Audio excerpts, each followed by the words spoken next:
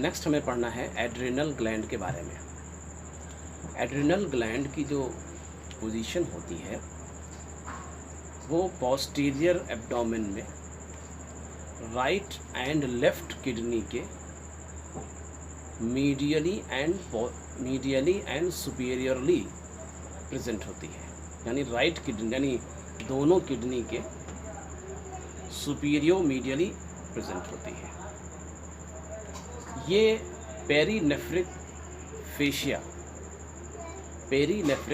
Fascia से fascia होती है। ये किडनी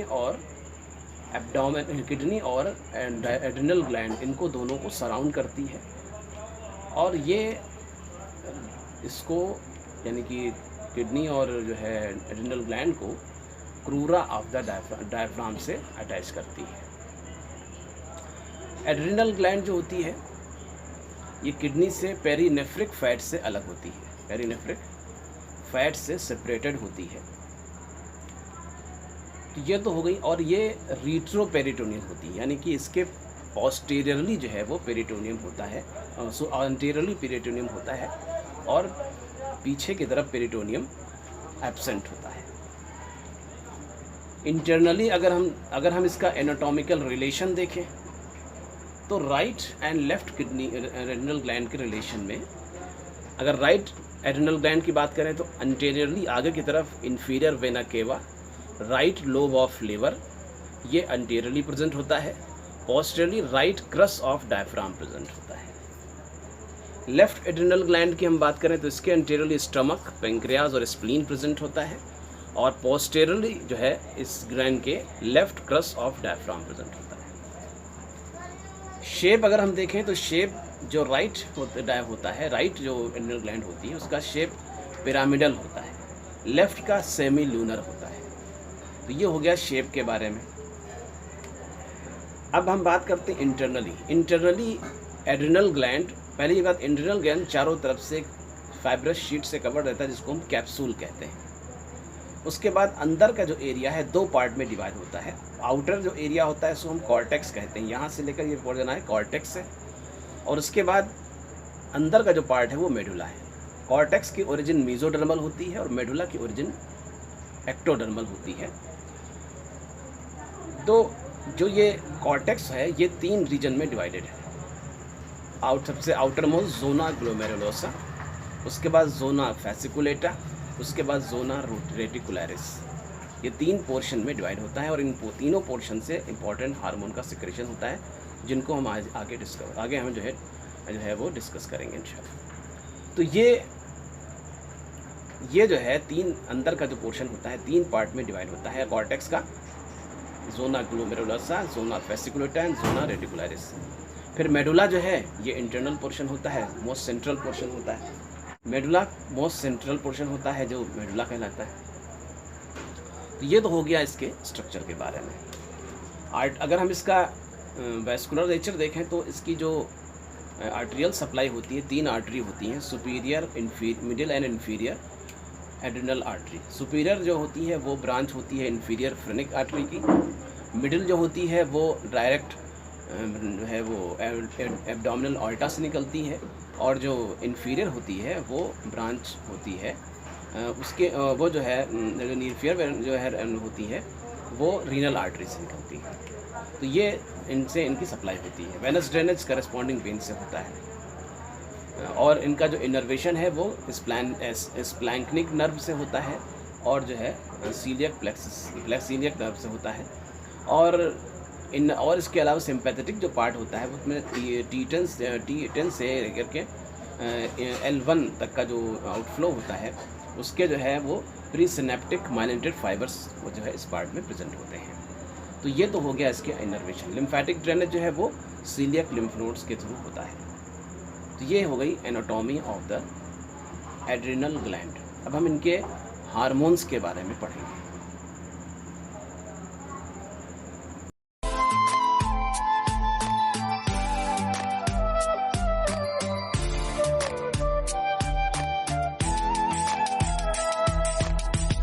तो अब एड्रिनल ग्लैंड्स के कॉर्टेक्स में के डिफरेंट पार्ट से रिलीज़ होने वाले हार्मोन और उनका एक्शन हमें पढ़ना है। तो सबसे पहले हम बात करते हैं कॉर्टेक्स का जो आउटर मोस्ट पार्ट होता है, ज़ोना ग्लोमेरुलोसा। ज़ोना ग्लोमेरुलोसा क्या होता है कि इसकी सेल्स के अंदर, ये इसकी एक सेल बनी है, हमने एक सेल बनाई है, ये एक सेल है इसकी। इस सेल में हमें देखना है, पूरी मैकेनिज्म को समझना है। क्या होता है कि जब ब्लड में सोडियम का लेवल कम होता है, जब ब्लड में सोडियम का लेवल कम होता है, तो नेफ्रॉन यानी किडनी के अंदर कुछ जो जक्स्ट्रा ग्लोमेरुलर नेफ्रॉन होते हैं, उसके अंदर JG cells, juxtaglomerular cells होती हैं, उनसे एक हार्मोन रिलीज होता है जिसका नाम है रेनिन। कहने का मतलब क्या हुआ कि सोडियम का लेवल जब ब्लड में लो होता है तो जक्स्ट्रा ग्लोमेरुलर नेफ्रॉन से एक हार्मोन सिक्रीट होता है जिसका नाम होता है रेनिन। ये रेनिन जो होता है, ये लीवर में फॉर्म होने वाले एक प्रोटीन जिसका नाम होता है एंजियोटेंसिनोजन, इसको ये एक्टिवेट करके एंजियोटेंसिन फर्स्ट में चेंज कर देता है। एंजियोटेंसिन फर्स्ट को एंजियोटेंसिन सेकंड में चेंज करने का काम एक एंजाइम होता है ACE, एंजियोटेंसिन कन्वर्टिंग एंजाइम। ये एंजाइम लंग्स में फॉर्म होता है, लंग्स में बनता है, और ये एंजियोटेंसिन फर्स्ट को सेकंड में चेंज कर देता है। इस एंजियोटेंसिन सेकंड के रिसेप्टर यहाँ प्रेजेंट होते हैं, यानी कि ज़ोना ग्लोमेरुलोसा की सेल्स में प्रेजेंट होते हैं। यहाँ से ये रिसीव होता है। बाकी जो सेलुलर मैकेनिज्म होती है प्रोटीन हार्मोन की, वो वही है कि रिसेप्टर यहाँ होते हैं, GTP से प्रोटीन, GTP से G प्रोटीन यहाँ होते हैं, GTP अटैच होता है, फिर बाकायदा पूरी जो है मैकेनिज्म होती है। फिर यहाँ पर मैसेंजर RNA बनता है, उससे नई प्रोटीन बनती है। उसके फाइनली जो प्रोटीन बनती ये बनती है फाइनली प्रोटियोकाइनेज प्रोटीन बनती है। फाइनली ये प्रोटियोकाइनेज बनती है, यानी कि ये पूरा न्यूक्लियस के बाद फाइनली जो है इसके रिसीव होने के बाद, यानी कि ये एंजियोटेंसिन सेकंड जो है यहाँ पर एक प्रोटीन का फॉर्मेशन कराता है जिसका नाम होता है प्रोटियोकाइनेज एंजाइम का फॉर्मेशन होता है। अब ये प्रोटीनोकाइनेज एंजाइम का काम क्या होता है, असल ये है, इन सेल के अंदर कोलेस्ट्रॉल से एल्डोस्टेरोन का फॉर्मेशन होता है। लेकिन ये बहुत कई स्टेप्स में होता है, कई स्टेप्स होते हैं, मतलब कोलेस्ट्रॉल से दूसरा कंपाउंड, तीसरा, चौथा, कई कंपाउंड बनते हैं। हमने डायरेक्ट दिखाया है कि कोलेस्ट्रॉल से एल्डोस्टेरोन का फॉर्मेशन होता है, और ये कई स्टेप में रिएक्शन होती है, हर स्टेप में एंजाइम की ज़रूरत होती है।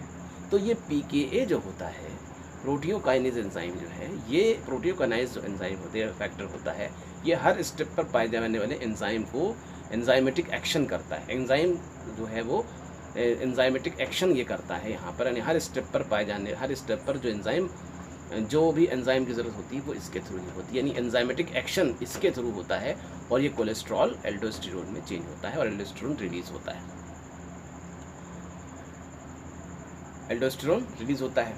अब ये एल्डोस्टेरोन जाता है नेफ्रॉन में, वहाँ जा कर के ये डिस्टल कन्वोल्यूटेड ट्यूब्यूल में सोडियम चैनल ओपन करता है, यानी ऐसे प्रोटीन बनाता है जिससे सोडियम एब्जॉर्ब हो सके और सोडियम के रीएब्जॉर्प्शन को बढ़ाता है। साथ ही ब्लड सोडियम का रीएब्जॉर्प्शन बढ़ता है तो ब्लड में सोडियम का लेवल नॉर्मल हो जाता है।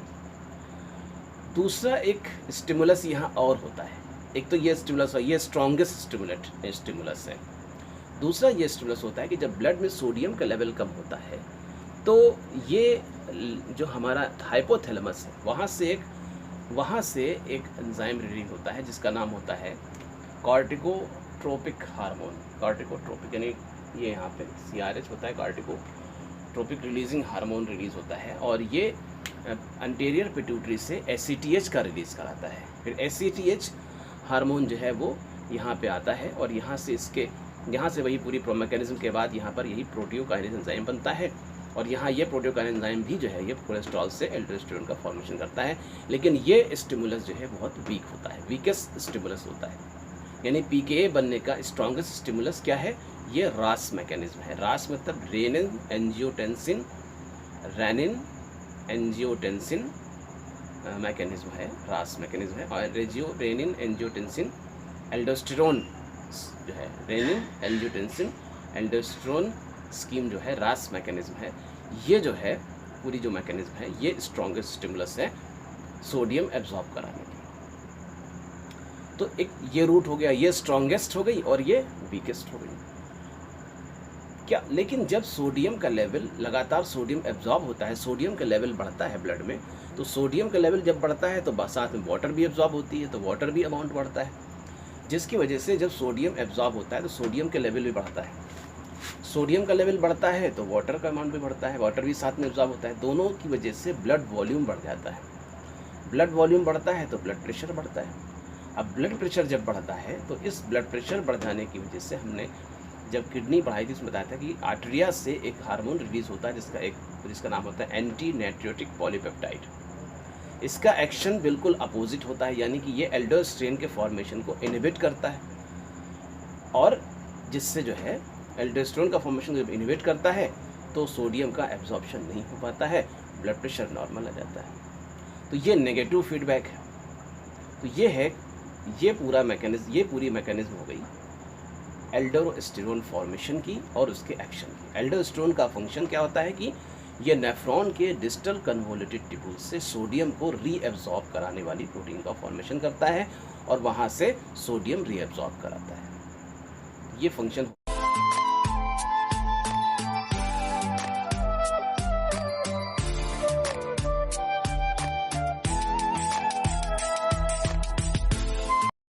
अब नेक्स्ट हार्मोन जो है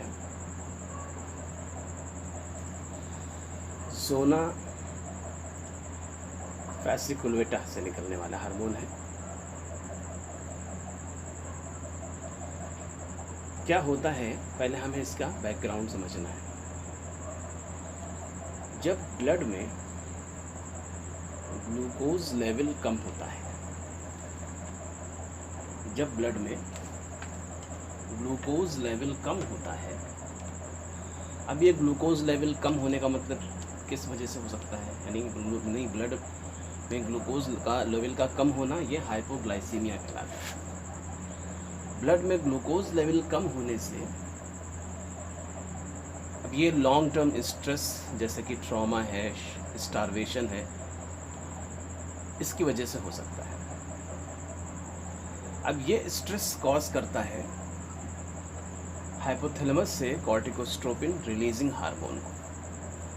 ये अंटीरियर पिट्यूटरी से एसीटीएच को रिलीज कराता है। एसीटीएच ब्लड के थ्रू ये पहुंचता है सेल्स ऑफ ज़ोना फैसिकुलेटा। ये सेल एक बनी हुई है, यहाँ से हमने क्या बनाया, सेल है ये।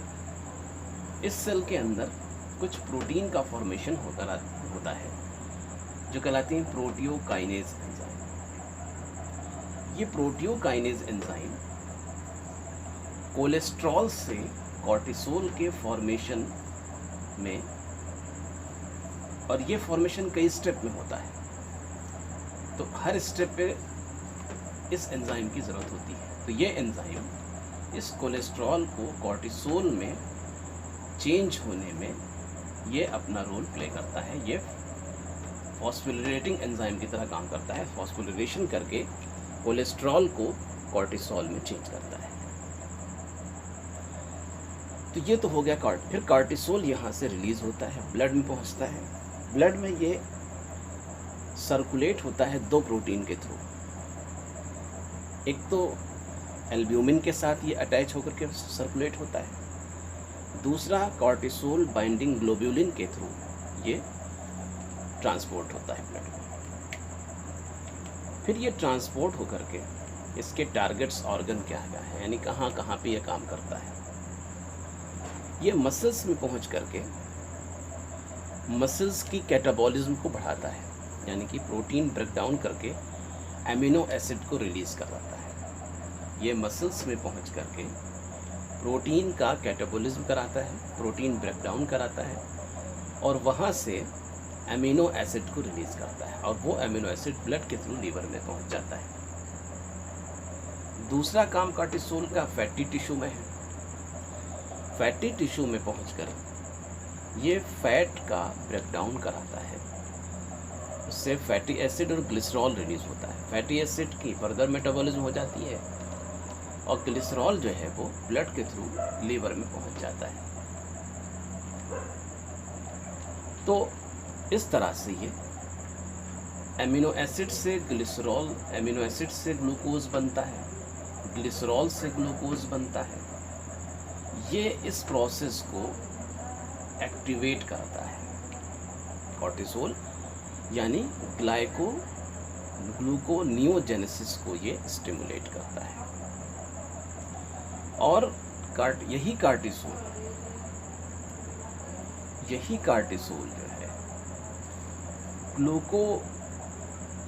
कार्टिसोल जो है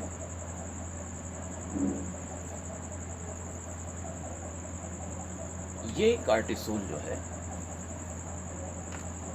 ग्लूकोनियोजेनेसिस को स्टिमुलेट करता है, कार्टिसोल को स्टिमुलेट करता है।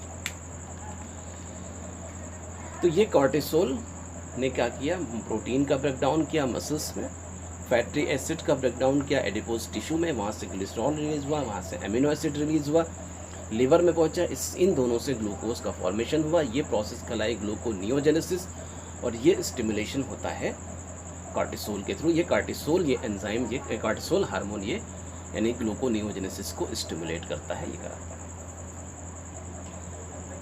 दूसरा काम क्या है कि ये ग्लूकोज को ग्लाइकोजन में तोड़ता है, यानी कार्टिसोल यहाँ पे उल्टा काम करता है। ये ग्लूकोज को यानी कार्टिसोल यहाँ पे इस प्रोसेस को स्टिमुलेट करता है, ग्लूकोज को ग्लाइकोजन में चेंज करता है, यानी ग्लाइकोजेनेसिस का काम करता है। यानी डायरेक्ट इफेक्ट ये में इसके क्या होता है, ये ग्लूकोज को ग्लाइकोजन में चेंज करता है और ग्लूकोनियोजेनेसिस के थ्रू ग्लूकोज का फॉर्मेशन करता है। दूसरा इफेक्ट इसका एड्रेनर्जिक न्यूरॉन पे होता है। यहाँ से ये नॉर एपिनेफ्रिन को रिलीज कराता है। नॉर एपिनेफ्रिन का वर्क वैस्कुलर सिस्टम यानी वेसल्स पर होता है। ये स्मूथ मसल पर वर्क करती है और वैसो कॉन्स्ट्रिक्शन करती है। वैसो कॉन्स्ट्रिक्शन से ब्लड प्रेशर रेज कर जाता है, ब्लड प्रेशर बढ़ जाता है। तो कॉर्टिसोल का एक इफेक्ट ब्लड प्रेशर का बढ़ जाना है, दूसरा इफेक्ट ब्लड में ग्लूकोज लेवल का बढ़ जाना है। दूसरा ये इफेक्ट होता है कि ये नॉर एपिनेफ्रिन इनडायरेक्टली वर्क करता है, ग्लाइकोजन को ग्लूकोज में ब्रेक डाउन करता है, यानी ग्लाइकोजिनोलिसिस करता है। यानी कार्टिसोल डायरेक्टली जो इफेक्ट करता है वो ग्लाइकोजेनेसिस करता है, लेकिन कार्टिसोल का इनडायरेक्ट इफेक्ट जो है वो ग्लाइकोजिनोलिसिस करता है, यानी ग्लूकोज का फॉर्मेशन करता है। यानी ये दोनों इफेक्ट करता है यानी कि डायरेक्ट और इनडायरेक्ट इफेक्ट। तो ये इसका एड्रेनर्जिक इफेक्ट हुआ, मतलब जो कि एड्रेनर्जिक जो न्यूरॉन होते हैं वहाँ से नॉरएपिनेफ्रिन जो है रिलीज करवाता है, जिससे जो है ये वैसोकॉन्स्ट्रिक्शन होता है, ब्लड प्रेशर बढ़ जाता है। इसके बाद एक वर्क इसका क्या है, WBCs पर है। WBC से जितने केमिकल्स रिलीज होते हैं, inflammatory substance release, inflammatory chemical release होते हैं, जैसे ल्यूकोट्राइन्स रिलीज होते हैं, हिस्टामिन रिलीज होते हैं, ये कार्टिसोल जो होता है ये WBC से उनके इन केमिकल्स को रिलीज होने को इनहिबिट करता है, जिसके वजह से इम्यूनिटी जो है वो डाउन हो जाती है। यानी पेशेंट की यानी एक आदमी की इम्यूनिटी वीक हो जाती है, इम्यूनिटी कमज़ोर हो जाती है, क्योंकि ये WBC से निकलने वाले इन्फ्लामेटरी केमिकल्स जो होते हैं, साइटोकाइंस होते हैं, इनको रिलीज़ कराने में इनहिबिट करता है और ये इस तरह से ये इम्यूनिटी को भी वीक करता है। तो ये कॉर्टिसोल के डिफरेंट टारगेट ऑर्गन्स हैं और उनका वर्क है।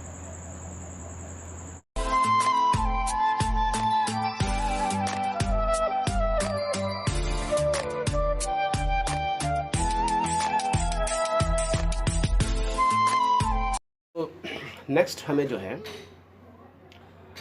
जोना रेटिकुलोसा, ये जो कॉर्टेक्स का तीसरा पार्ट है। हमने देखा कि पहले जोना ग्लोमेरुलोसा के हार्मोन्स के बारे में, फिर जोना फेसिकुलेटा के हार्मोन्स के बारे में, अब है जोना रेटिकुलोसा के हार्मोन्स के बारे में। ये हमने एक सेल बनाई है, जोना रेटिकुलोसा रीजन की एक सेल बनाई है। क्या होता है कि जब प्यूबर्टी के पीरियड करीब होता है तो ब्रेन यानी कि हाइपोथैलेमस से कॉर्टिकोट्रोपिक रिलीजिंग हार्मोन निकलता है और वो एंटीरियर पिट्यूटरी को एसीटीएच रिलीज़ करने के लिए स्टिमुलेट करता है। वहाँ से एसीटीएच रिलीज़ होता है। एसीटीएच के रिसेप्टर्स यहाँ यानी कि इस सेल में होते हैं, यानी कि रेटिकुलोसा रीजन की सेल्स में होते हैं, वो उसको रिसीव करते हैं और सेल के अंदर पूरी में जो मैकेनिज्म होती है प्रोटीन सिंथेसिस की, उसके थ्रू प्रोटियोकाइनेज एंजाइम का फॉर्मेशन करते हैं। ये फॉस्फोरिलेटिंग एंजाइम होता है और ये एंजाइम फिर आगे जो होता है कि कोलेस्ट्रॉल से डिहाइड्रोक्सी एपेंडिस्टिरोन और एंडोस्टिनडायोन, ये दो कंपाउंड का फॉर्मेशन होता है और ये कई स्टेप में फॉर्मेशन होता है। हर स्टेप पे एंजाइम की ज़रूरत होती है, तो उन एंजाइम को ये एक्टिवेट करने का काम करता है और उन एंजाइम को ये फॉस्फोरिलेट करने का काम करता है। तो ये पीके कोलेस्ट्रॉल्स को इन हार्मोन्स में यानी डिहाइड्रोक्सी एपेंडिस्टिरोन एंड एंडोस्टिनडायोन में चेंज करता है। अब ये दोनों का सब्सटेंस ब्लड में रिलीज़ होते हैं। ब्लड में ये ग्लोब्यूलिन और जो है एल्ब्यूमिन के से साथ कंबाइन हो करके ये ब्लड में ट्रांसपोर्ट होते हैं। अब इनका काम मेल और फीमेल, ये वीक सेक्स हार्मोन होते हैं, these are weak sex hormone. अब ये हार्मोन मेल और फीमेल में अलग अलग वर्क करते हैं। मेल में ये हार्मोन टेस्टोस्टेरोन में चेंज हो जाते हैं, ये हार्मोन मेल में टेस्टोस्टेरोन में चेंज हो जाते हैं और वहाँ पर ये सेकेंडरी सेक्सुअल कैरेक्टर जैसे कि दाढ़ी का निकलना, प्यूबिक हेयर्स का निकलना और एक्सिलरी हेयर्स का निकलना और वॉइस का कोर्स हो जाना, आवाज़ का मोटिव हो जाना, सेबेशियस ग्लैंड का हाइपर सेक्रेशन होना, इसके अलावा सेक्सुअल ड्राइव का भी जो है ये जो है हार्मोन जो है वो काम करता है। फीमेल के अंदर इस हार्मोन का काम क्या होता है? फीमेल के अंदर यही हार्मोन एस्ट्रोजन में चेंज हो जाता है। एस्ट्रोजन में चेंज होने यहाँ पर भी ये सेकेंडरी सेक्सुअल कैरेक्टर का डेवलप करता है, जैसे कि ब्रेस्ट का डेवलपमेंट है, एक्सिलरी एंड प्यूबिक हेयर्स है और इसके अलावा वॉइस का जो है वॉइस की श्रिलनेस होती है और सेक्सुअल ड्राइव ये क्रिएट करता है। तो ये फीमेल के अंदर ये कैरेक्टर्स डेवलप होते हैं। तो फीमेल और मेल में ये कैरेक्टर्स यानी ये अलग अलग दोनों में ये काम करता है और ये वीक सेक्स हार्मोन होता है।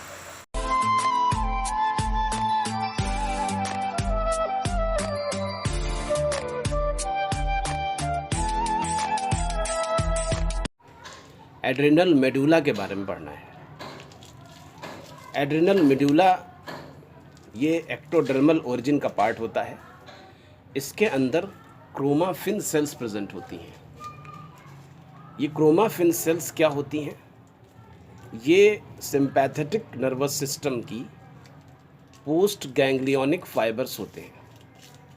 प्री सिंपैथेटिक नर्वस सिस्टम की पोस्ट गैंग्लियोनिक फाइबर्स होते हैं और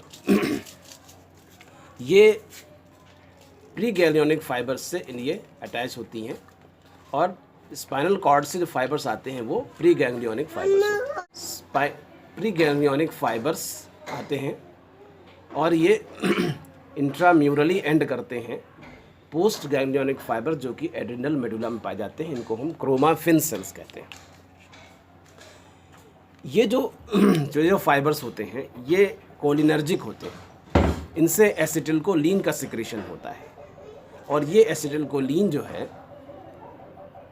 फिर आगे यहाँ पर नर्व इम्पल्स क्रिएट करता है और ये नर्व इम्पल्स आगे जब ट्रेवल करती है तो यहाँ पर ये एड्रेनर्जिक रिसेप्टर होता है यहाँ पे तो यहाँ से epinephrine and nor epinephrine release होते हैं। एपिनेफ्रिन और नॉर एपिनेफ्रिन का फॉर्मेशन यहीं पे होता है। टायरोसिन अमीनो एसिड से एपिनेफ्रिन नॉर एपिनेफ्रिन का फॉर्मेशन होता है और यहाँ पे ये स्टोर रहते हैं। जब ये इम्पल्स, कोई भी इम्पल्स, अब कौन सी इम्पल्स होगी, ये इम्पल्स होगी शॉर्ट टर्म स्ट्रेस की इम्पल्स, जैसे कि फियर है, एंगर है, डर होता है या गुस्सा होता है, ये शॉर्ट टर्म स्ट्रेस है। ये स्ट्रेस कभी भी जब क्रिएट होती है तो ये जो है प्री गैल्वेनिक फाइबर्स के थ्रू ये क्रोमाफिन सेल से पहुंचती है और यहाँ पर ये एसिटिलकोलिन रिलीज़ होता है एसिटिलकोलिन रिलीज़ होता है और ये एसिटिलकोलिन जो है यहाँ पर नर्व इम्पल्स जनरेट होती है। ये नर्व इम्पल्स जब ये सिनेप्स पर पहुँचती है तो यहाँ पर ये न्यूरोट्रांसमीटर यानी एपिनेफ्रिन, नॉरएपिनेफ्रिन रिलीज़ होते हैं। अब इन एपिनेफ्रिन, नॉरएपिनेफ्रिन का अलग अलग सिस्टम पे वर्क होता है। जैसे कि लीवर में एपिनेफ्रिन, नॉरएपिनेफ्रिन क्या करती है, ये ग्लाइकोजिनोलिसिस और ग्लूकोनियोजेनेसिस को स्टिमुलेट करती है, यानी ये वर्क कराती है। ग्लाइकोजिनोलिसिस का मतलब ग्लाइकोजन से ग्लूकोज का बनना और ग्लूकोनियोजेनेसिस मतलब होता है एमिनो एसिड से और ग्लिसरॉल से जो है वो ग्लूकोज का बनना। और ये सारी चीज़ें यानी ग्लूकोज का, ग्लाइकोजन तो लिवर में स्टोर होता है, लेकिन प्रोटीन जो एमिनो एसिड होती है और प्रोटीन के ब्रेकडाउन से तो मसल्स में जा कर के ये एपिनेफ्रिन, नॉरएपिनेफ्रिन जो है वो मसल्स की प्रोटीन का ब्रेकडाउन करता है। इसी तरह ये फैटी टिश्यू में जा कर के वहाँ पे फैट का जो है ब्रेकडाउन करता है ताकि जो है वहाँ से ग्लिसरॉल रिलीज़ हो। तो वहाँ से ये वहाँ से रिलीज़ होकर के लिवर पहुँचते हैं और लिवर में ग्लूकोनियोजेनेसिस होती है, उससे ग्लूकोज का फॉर्मेशन होता है। दूसरा ये हार्ट पे जो है बीटा एडिनर्जिक रिसेप्टर्स प्रेजेंट होते हैं। ये रिसेप्टर्स एपिनेफ्रिन, नॉरएपिनेफ्रिन को रिसीव करते हैं और इससे क्या होता है कि इससे जो है वो कॉन्ट्रैक्टिबिलिटी ऑफ द हार्ट बढ़ती है और जो है हार्ट रेट बढ़ जाता है, जिससे बीपी बढ़ जाता है। दूसरे वैसो कॉन्स्ट्रिक्शन भी कराती है। वैसो कॉन्स्ट्रिक्शन वेसल्स पर भी बीटा एडिनर्जिक रिसेप्टर होते हैं, तो एपिनेफ्रिन और एपिनेफ्रिन जो है ये वैसो कॉन्स्ट्रिक्शन कराता है। वैसो कॉन्स्ट्रिक्शन से ब्लड प्रेशर बढ़ जाता है। जीआईटी के सेक्रेशन को ये डिक्रीज़ करता है, जिसकी वजह से जो है जब इस तरह की स्ट्रेस कंडीशन होती है तो भूख नहीं लगती है। इसी तरह से किडनी के अंदर ये जो कि ब्लड प्रेशर बढ़ा होता है तो हाइड्रोस्टैटिक प्रेशर बढ़ जाने से जीएफआर यानी ग्लोमेरुलर फिल्ट्रेशन रेट बढ़ जाती है। एपिनेफ्रिन, नॉरएपिनेफ्रिन स्वेटिंग को स्टिमुलेट करता है, स्वेटिंग बहुत ज़्यादा होती है ना, और लंग्स में जा कर के ये ब्रोंको डायलेशन करता है, जिससे रेस्पिरेटरी रेट बढ़ जाती है। तो ये एपिनेफ्रिन, नॉरएपिनेफ्रिन का जो है यानी कि एड्रिनल मेडुला का जो वर्क है वो फाइट एंड फ्लाइट रिस्पॉन्स में होता है। यानी शॉर्ट टर्म स्ट्रेस यानी कि फियर और एंगर की कंडीशन में ये एड्रिनल मेडुला इस तरह से काम करता है।